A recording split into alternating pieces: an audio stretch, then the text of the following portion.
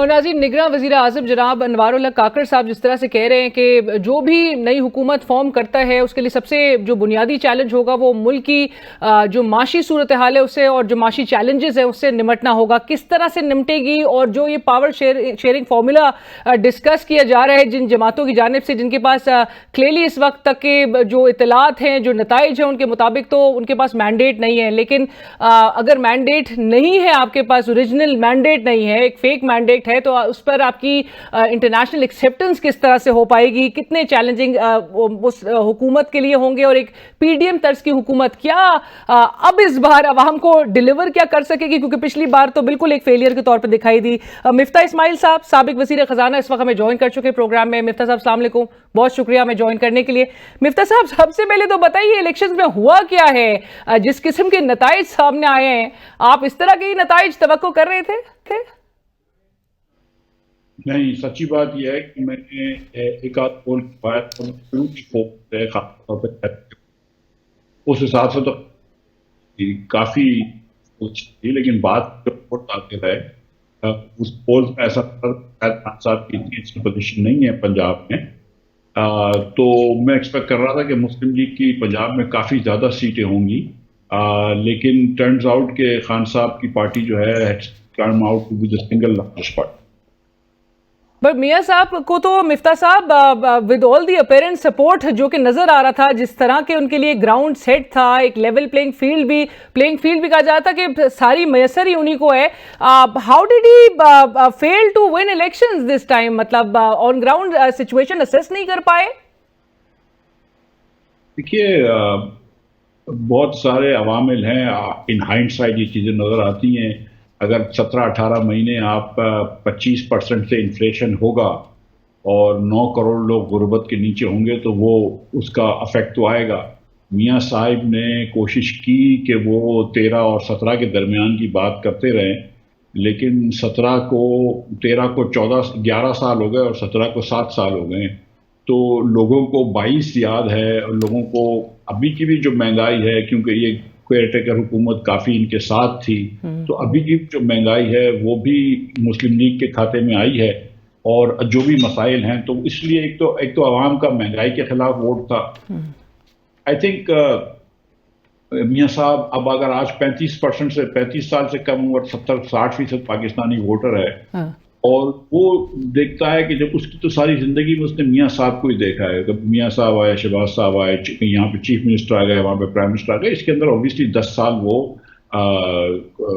جلا وطنی میں بھی رہے ہیں، میاں صاحب جیل میں بھی رہے ہیں، بڑی بڑی صحبتیں برداشت کی ہیں، لیکن اس نے ان کو دیکھا ہے اور اس نے کہا ہے کہ یار میری زندگی تو بہتر نہیں ہو رہی ہے، تو کوئی اور چیزیں کروں. اب خان صاحب نے بھی 10 سال سے کے پی میں حکومت کری ہے، 4 سال پاکستان میں حکومت کری ہے، لیکن پھر خان صاحب نے ایک بیانیہ بنایا، ظلم وغیرہ کا بیانیہ بنایا، دیگر بیانیہ بنائے. تو میرے خیال سے عوام نے جو تھا وہ اپنی ڈس افیکشن کو یا اپنی ڈس سیٹسفیکشن کو شو کیا ہے کہ میں حکومت سے یا ریاست سے خوش نہیں ہوں. میں دیکھتا ہوں کہ دوسرے دنیا کے ممالک آگے نکل رہے ہیں، میرے پاس یہاں پہ اگر میں بچوں کی فیس دیتا ہوں تو گیس کا بل بھرنا مشکل ہو جاتا ہے، اگر والدہ کی دوائی لے کر آتا ہوں تو بجلی کا بل ملنا ناممکن ہو جاتا ہے، اور اگر یہ چاروں چیزیں کر بھی لوں تو راشن کے پیسے نہیں دے سکتا ہوں. تو لوگوں نے اپنی پاکٹ بک کو بھی ووٹ کیا ہے اور نئی امید کو بھی ووٹ کیا ہے.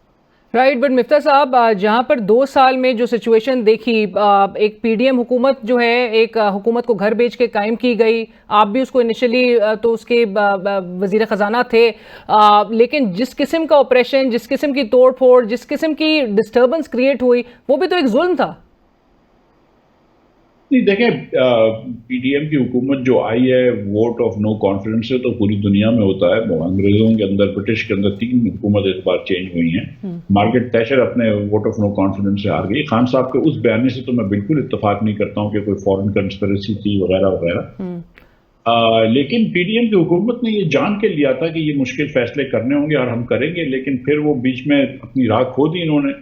آپ کو پتا ہے کہ جب ہم آئی ایم ایف سے ایک دم سیٹنگ تھے اور آج تک میرے خیال سے وہ مسائل قابو میں آ چکے ہوتے، لیکن جب وہ راہ کھو دی اور پھر 8-9 مہینے بعد جون میں جا کر شہباز صاحب نے پھر سے آئی ایم ایف کرا تو وہ بڑی چیزیں ہوئیں. اس کے بعد 9 مئی ہو گیا، وہ ریاست نے اس کو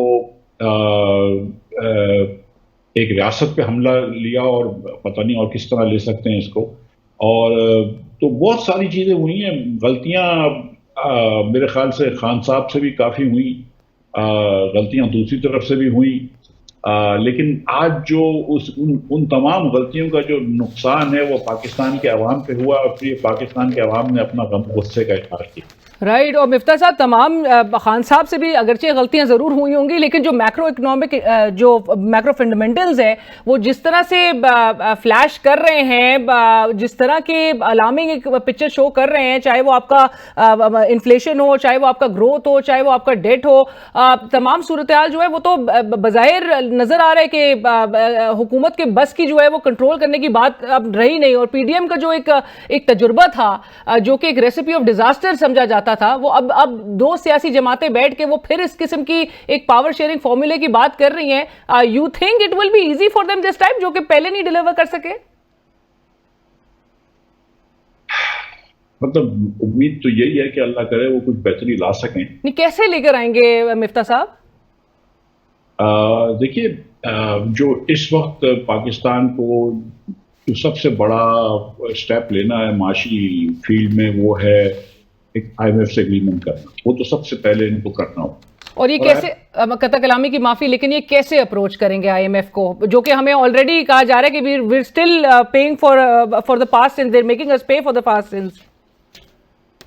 نہیں دیکھیں, یہ اگریمنٹ آپ کا ختم ہو رہا ہے میرے خیال سے مارچ کے اندر, اس کا ریویو ہوگا, اس کے بعد پھر اگلے اگریمنٹ میں جائیں گے آپ, تو وہ جون سے جولائی سے شروع ہو جائے گا میرے خیال سے. اور وہ جو اگریمنٹ شروع ہوگا آئی ایم ایف کا, اس اگریمنٹ وہ 3 یا 4 سال کا اگریمنٹ ہوگا. اس کے 3-4 سال کے اندر آپ ایک ڈسپلن میں رہیں گے. اگر یہ آئی ایم ایف سے آپ نے اگریمنٹ کر لیا تو پھر آپ کے ڈیفالٹ کا چانس بہت کم ہو جاتا ہے, اور اگر نہیں ہوا تو بہت بڑھ جاتا ہے. تو پہلا تو یہ کہ آئی ایم ایف سے اگریمنٹ کرنا ہوگا. اسی لیے دیکھیں کہ جو جون کے بعد شہباز شریف نے آئی ایم ایف کا اگریمنٹ کر لیا تو پھر چانسز اچھے ہو گئے, پھر معیشت تھوڑی سی بہتر ہو گئی ہے. ساتھ ساتھ مجھے ایسا لگ رہا ہے کہ شاید مہنگائی جو ہے وہ پیک کر چکی ہے اور انشاءاللہ کم ہونا شروع ہو جائے گی. تو کچھ اوپننگ تو ہے, لیکن اگر یہ وقت ضائع کر دیں گے یا ریفارم نہیں کریں گے یا کوششیں آرٹیفیشلی سستی کرنے کی کوشش کریں گے یا پرائیویٹائزیشن کی طرف توجہ نہیں دیں گے اور دیگر چیزیں نہیں کریں گے, پاپولیشن پلاننگ کے اوپر توجہ نہیں دیں گے, تعلیم کے اوپر توجہ نہیں دیں گے, فسکل ریفارمز کے اوپر توجہ نہیں دیں گے, تو پھر یہ وقت ضائع ہو جائے گا اور پھر اس کا بڑا نقصان ہوگا, جیسا کہ ابھی ہو رہا ہے. بٹ مفتاح صاحب, before I go on to ask کہ اپ فرنٹ کنڈیشنز کیا ہوں گی, آئی ایم ایف آپ سے نیگوشیٹ کرے گا, ری شیڈیول کرے گا ڈیٹ, اس سے پہلے مجھے یہ بتائیے کہ ایک سیاسی جماعت اس وقت بظاہر جو نمبرز اور جو برتری نظر آتی ہے ان کی الیکشنز کے حوالے سے, وہ کلیم کرتی ہے کہ مینڈیٹ ان کا ہے. باقی سیاسی جماعتیں جو کہ دوسرے, تیسرے اور چوتھے, 5ویں نمبر پہ نظر آتی ہیں, وہ اس وقت پاور شیئرنگ فارمولا ڈسکس کر رہی ہیں ایک فیک مینڈیٹ کے ساتھ, جہاں پر آپ آلریڈی جانتے ہیں کہ پاکستان کو تو کیپٹل مارکیٹس میں بھی ایکسس نہیں ہے. آپ کا جو اپنا جو آپ کی عوام ہے وہ ٹرسٹ نہیں کر رہی, آپ اس کے ٹرسٹ جو ہے وہ ریفلیکٹ نہیں ہوگا آپ کے پاس جس قسم کا مینڈیٹ آپ کلیم کرنے کی کوشش کر رہے ہیں. تو کس طرح سے آپ اپنی اکانومی میں ایک کانفیڈنس ریسٹور کروا پائیں گے دنیا کا؟ دیکھیں, یہ ایک بہت ہی مشکل سوال ہے آپ کا اور بڑا سنجیدہ سوال ہے. صرف اتنی گزارش کروں گا کہ اس میں یہ بات تو طے ہے کہ پی ٹی آئی جو ہے وہ سب سے بڑی پارٹی ہے پارلیمنٹ کے اندر بھی اور پاکستان میں بھی. آج یہ بات بھی طے ہے کہ خان صاحب نے ووٹ ڈیلیور کیا ہے, جتنے بھی ان کے ہاتھ باندھے تھے انہوں نے ووٹ ڈیلیور کیا ہے. اور میں یہ سمجھتا ہوں کہ جمہوری روایت کے تحت ان کو بھی شاید خود ہی دعوت دینی چاہیے تھی کہ پی ٹی آئی اپنی حکومت بنائے, لیکن پی ٹی آئی بھی اس صورتحال میں اپنی حکومت نہیں بنا سکتی کیونکہ اس کے پاس بھی میجورٹی. تو پیپلز پی ٹی آئی بھی کوئی لچک تو نہیں دکھا رہی کہ کسی پارٹی سے بات کرے کہ چلو ہم اس سے بات کر لیتے ہیں. اور جو انہوں نے کلیمز ڈالے ہیں, میرا یہ ذاتی خیال ہے کہ 10, 12, 15 سیٹیں ضرور ان کو ایکسٹرا مل سکتی ہیں, لیکن اس کے اوپر مشکل لگ رہا ہے مجھے نہیں لگتا کہ عمران خان صاحب 18 میں بھی اس کے اوپر نہیں, سمپل میجورٹی نہیں تھی, اس وقت بھی وہ ایم کیو ایم کے ساتھ بیٹھے تھے اور دیگر پارٹیوں کے ساتھ بیٹھے تھے. تو ایک تو یہ مسئلہ ہے. یہ میں نہیں کہوں گا کہ ان پارٹیز کا مینڈیٹ فیک ہے, لیکن فریکچرڈ مینڈیٹ ہے. آپ نے یہ دیکھ لیا کہ پاکستان کے اندر پنجاب سپلٹ ہے between P T I and Muslim league, Sindh جو ہے وہ پیپلز پارٹی کی طرف ہے, کراچی کا جو مینڈیٹ آیا وہ بظاہر ایم کیو ایم کی طرف آیا, کے پی کا اوبویسلی ون سائیڈڈ مینڈیٹ ہے ٹورڈز پی ٹی آئی. اور پی ٹی آئی کی اس میں میرے خیال سے شکایتیں جائز بھی ہیں کہ کچھ سیٹیں ان کی جو تھیں وہ دوسری پارٹیوں کو دی گئی ہیں, اس میں کوئی دو رائے نہیں ہے. لیکن پھر بھی اب یہ نمبرز ہیں تو آپ کو کہیں نہ کہیں اس کا کچھ نہ کچھ کرنا ہوگا. تو اگر تو پی ٹی آئی کو پہلا موقع ملنا چاہیے, لیکن یہ کہ کیونکہ ہمارے یہاں میجورٹی الیکشنز ہوتے ہیں تو پی ٹی آئی اگر اپنے ساتھ کوئی میجورٹی الیکشنز کر لیتی ہے, جماعت اسلام ہوا, ایم ہوا, صاحب کی جو جاز الحق صاحب کی جو پارٹی ہے وہ دو ایک ایک سیٹ کی والی ہے, ان کو ملا لیں کہ ایک اور پارٹی سے بات کرے. لیکن اگر وہ ارینا سے باہر ہی کھڑی ہوگی تو ظاہر ہے کہ اس نے پھر دوسری پارٹیوں کو چانس دے دیا کہ آپ لوگ حکومت بنائیں. تو جس طرح کے پی میں ان کی حکومت بنے گی, اب وہ ارینا سے باہر کھڑی ہے اگر, تو پھر وہ باقی تین مل کے حکومت بنا لیں گے, مسلم لیگ, پیپلز پارٹی اور وہ. اب یہ فریکچرڈ مینڈیٹ ہے لیکن اس کا فیک مینڈیٹ تو نہیں کہہ سکتی ہیں. اور جہاں تک نتائج کے اندر جو میں نے آپ سے گزارش کری کہ ڈیلے ہوا ہے اس پہ, چلیں فیک مینڈیٹ, قطع کلامی کی معافی, لیکن فیک مینڈیٹ نہیں کہہ سکتے پر چوری شدہ مینڈیٹ کہہ سکتے ہیں. میڈم 2018 میں جو کہہ سکتے ہیں وہی کہہ سکتے ہیں. 2018 میں آپ کو یاد ہے کہ آر ٹی ایس بند ہوئے تھے اور اس بار الیکشنز ڈیلے ہوئے. آپ کو اس وقت بھی پتا ہے کہ گیم ہوئی تھی اور اس بار بھی گیم ہوئی ہے. اس بار شاید تھوڑی سی زیادہ ہوئی ہو لیکن گیم تو ہوئی ہے. رائٹ. چلیں مفتاح صاحب, لیکن آپ کہہ رہے ہیں کہ ان کو شاید زیادہ نہیں 10 سے 12 سیٹیں مل جائیں گی, بٹ ایم کیو ایم جو ہے کراچی سے جتنی number of seats MQM نے گین کی ہے, were you surprised? In terms of the popular vote, I was surprised, yes.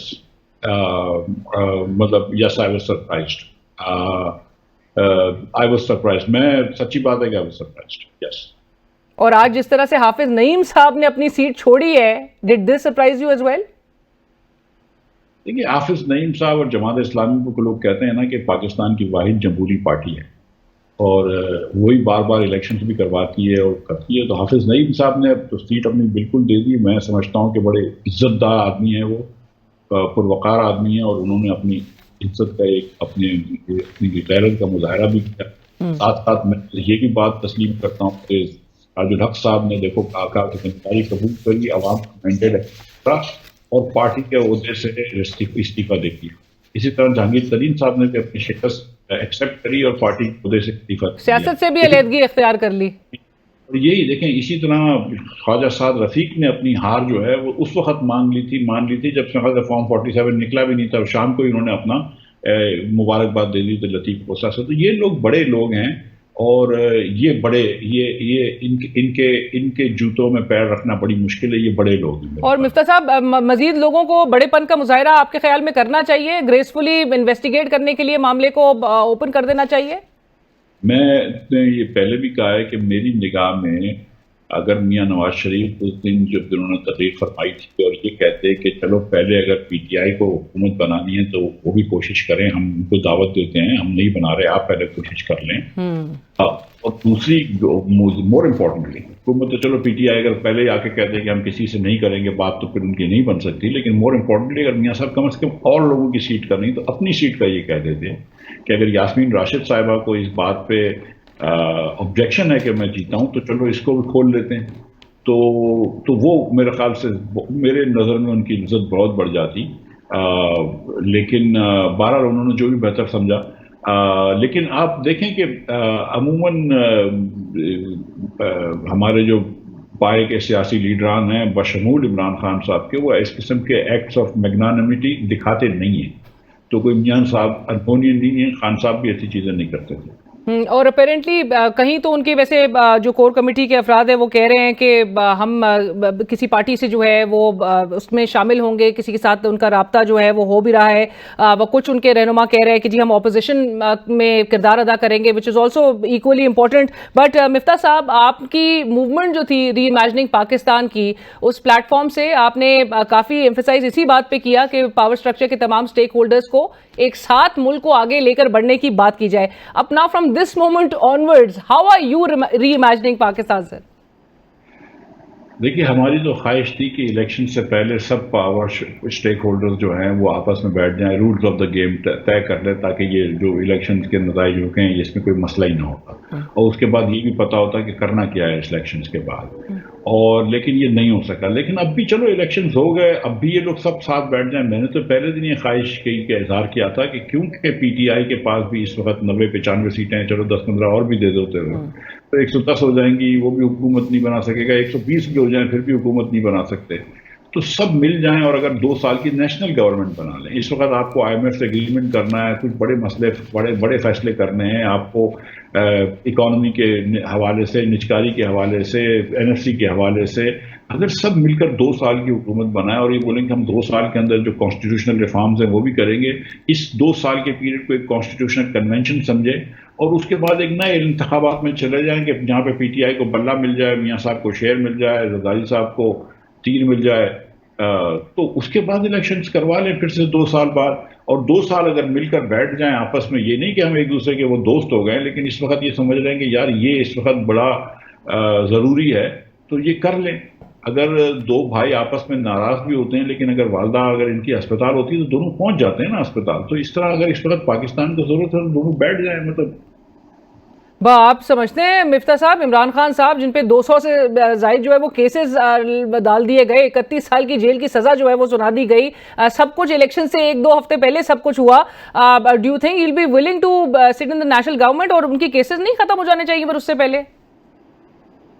بہن, کیونکہ میں اور آپ دونوں تاریخ کو جانتے ہیں تو ہم یہ بھی جانتے ہیں کہ میاں نواز شریف کو بھی اقامے میں اٹھایا گیا ہے, ہٹایا گیا ہے جس دن عمران خان صاحب لڈو کھا رہے تھے, اور یہ اس بات پہ کہ ان کے بیٹے نے ان کو تنخواہ نہیں دی. ہم نے یہ بھی دیکھا ہے کہ یوسف رضا گیلانی صاحب کو بھی ہٹایا گیا ہے, اس میں میاں صاحب بھی گئے تھے کیس میں لیکن یوسف رضا گیلانی کو بھی ہٹایا گیا ہے. ہم یہ بھی جانتے ہیں کہ پاکستان کی تاریخ میں کسی وزیر اعظم نے اپنا ٹینیئر پورا نہیں کیا. تو دودھ میں نہایا ہوا تو کوئی بھی نہیں ہے نا. اب بیٹھ کے اب مطلب اس وقت بیٹھنا تو ضروری ہے نا, یہ میری گزارش ہے. بٹ مفتاح صاحب, PDM اگین وہی والی بات کہ PDM کبھی آپ نے جو نیشنل گورنمنٹ کی بھی آپ جو بات کر رہے ہیں, نیشنل یونٹی گورنمنٹ کی, PDM مائنس عمران خان یا minus PTI was also national unity government, don't you think so? Again وہی والی بات ہے کہ ڈیلیور تو نہیں کر پا رہی. نو, اس وقت کوئی نیشنل یونٹی گورنمنٹ نہیں ہو سکتی جس میں کہ عمران خان نہ ہو, پیپلز پارٹی نہ ہو اور MQM ہو, سوری مسلم لیگ نہ ہو اور MQM بھی نہ ہو. اگر آپ نے نیشنل یونٹی بنانے تو یہ چاروں پارٹیاں ہونی چاہیے, ورنہ کولیشن گورنمنٹ ہے ضرور, اتحادی حکومت ہے, لیکن نیشنل یونٹی گورنمنٹ میں تو یہ چاروں ہونی چاہیے.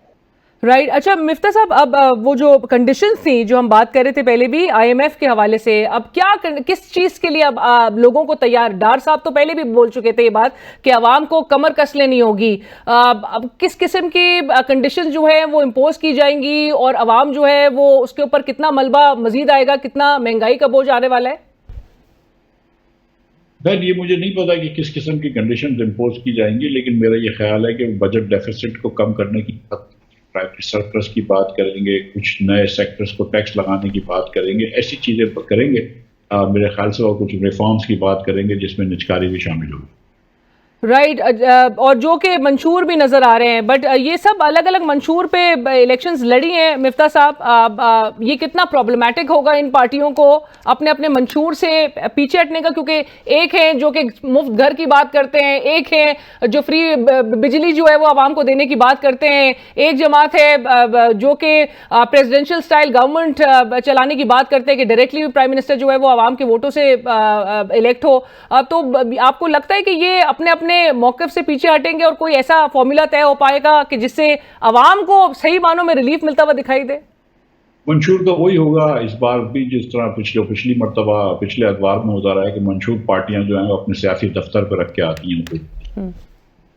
اچھا, بٹ مفتاح صاحب یہ جو SIFC سائملٹینیسلی ہم نے دیکھا کریٹ ہوتے ہوئے اسٹیبلش کی گئی اور بڑا اس کو سراہا بھی گیا, لیکن آج کے حالات میں, اور چونکہ آپ کی بھی انویسٹمنٹس اس ملک میں ہی ہے, آپ کیا بطور ایک انویسٹر مزید اپنا بزنس ایکسپینڈ کر رہے ہیں, یا آپ کو لگتا ہے کہ جو ڈومیسٹک سیکٹر ہے وہ اس وقت اتنا ولنگ ہے کہ وہ ملک میں انویسٹ کرے گا ان حالات میں, اس انسرٹن سچویشن میں؟ دیکھیے بزنسز تو انویسٹ کرتے ہیں اس وقت, جو انویسٹمنٹ اگر تھوڑا پاکستان میں جو انویسٹر ہے وہ یہ نہیں دیکھتا کہ حالات کیسے ہیں, پاکستان میں حالات تو آگے پیچھے ہوتے ہی رہتے ہیں. پاکستان میں کب مطلب ہمیں پرفیکٹ سکون ملا ہے, ہم صرف دیکھتے ہیں کہ انٹرسٹ ریٹس کیا ہیں, انفلیشن کیا ہے, ڈالر کی ویلیو کیا ہے, آگے ڈالر کا یا روپے کا وہ کیا ہے, یہ چیزیں دیکھی جاتی ہیں. اور مطلب کیونکہ میں جس بزنس میں تو بچوں کی تعداد سے ہم کو فائدہ ہی ہوتا ہے, تو میرا نہیں خیال ہے کہ اس پولیٹیکل انسرٹنٹی جو پاکستانی بزنس میں, دیکھیں فورن بزنس مین جو ہے وہ پریشان ہوتا ہے پاکستانی پولیٹیکل انسرٹنٹی سے. ہم تو پرانے پاپی, ہم کو یاد ہو گیا ہے کہ ہم کو یہ سب دیکھ لیا, ہم نے ہر قسم کی حکومتیں دیکھ لی, اتار چڑھاؤ دیکھ لیا, کچھ نہیں ہوتا ہے، کاروبار زندگی چلتا رہے گا. اور آپ کو یہ بھی لگتا ہے کہ اسکلڈ لیبر بھی ملک میں رہنے مانگ رہا ہے اس وقت؟ سوری؟ اسکلڈ لیبر جو ہے آپ کے ملک میں، وہ اس وقت پاکستان میں is he willing to stay in Pakistan? ذریعہ معاش اگر اس کو یہاں پہ مل رہا ہے تو وہ کیوں جائے گا اپنا ملک چھوڑ کے، اگر ایک مناسب ذریعہ معاش ملتا ہے. پر مفتاح صاحب، گروتھ جس اسکیل پر ہونی چاہیے جو کہ اپرچونٹیز کریٹ کر سکے لوگوں کے لیے، وہ تو ہوتی ہوئی دکھائی نہیں دے رہی ہے. تو پھر امید کہاں سے وہ لے کر آئے گا وہ پاکستانی؟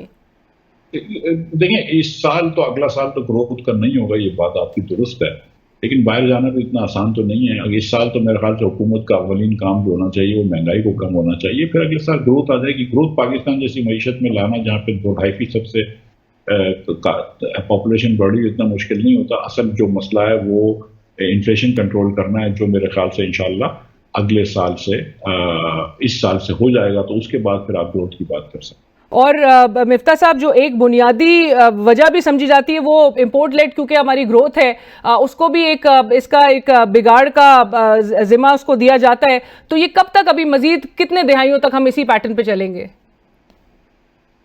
اس پیٹرن پہ چلیں گے تو یہی ہوگا بہن جو اب تک ہوا ہے. تو میرے خیال سے جو ہے وہ ہم کو برآمدات کے اندر اضافہ کرنا چاہیے، جس کے لیے اپنی کاسٹ آف ڈوئنگ بزنس کم کرنی چاہیے، ریگولیٹری اوور برڈن ختم کرنا چاہیے، اور معیشت میں ایفیشنسی لانی چاہیے، جس کے لیے پہلا عمل جو ہے وہ نجکاری. رائٹ، تھینک یو سو مچ، بہت شکریہ مفتاح اسماعیل صاحب. سابق وزیر خزانہ جناب مفتاح اسماعیل صاحب اس وقت ہم سے بات کرتے، جنہوں نے کہا کہ عوام نے مہنگائی کے خلاف ووٹ دیا ہے، اور جو سیاسی جماعتیں اس وقت نیگوسیشنز میں ہیں، جو اس وقت ملاقاتیں کر رہی ہیں، جو اس وقت پاور شیئرنگ فارمولا جو ہے وہ ڈسکس کیا جا رہا ہے، جن کے درمیان ان کے پاس ایک فریکچرڈ مینڈیٹ ہے. وہ کہتے ہیں کہ یہ فیک مینڈیٹ تو نہیں، لیکن ایک فریکچرڈ مینڈیٹ ضرور ہے. لیکن سراہا انہوں نے ان تمام سیاستدانوں کو، ان بڑے بڑے سیاستدانوں کو جنہوں نے اپنی ہار بڑے گریسفلی تسلیم کی، اور اپنے اوپوننٹ کو جو ہے وہ ان کو جو ہے ان کے لیے دعاگو نظر آئے.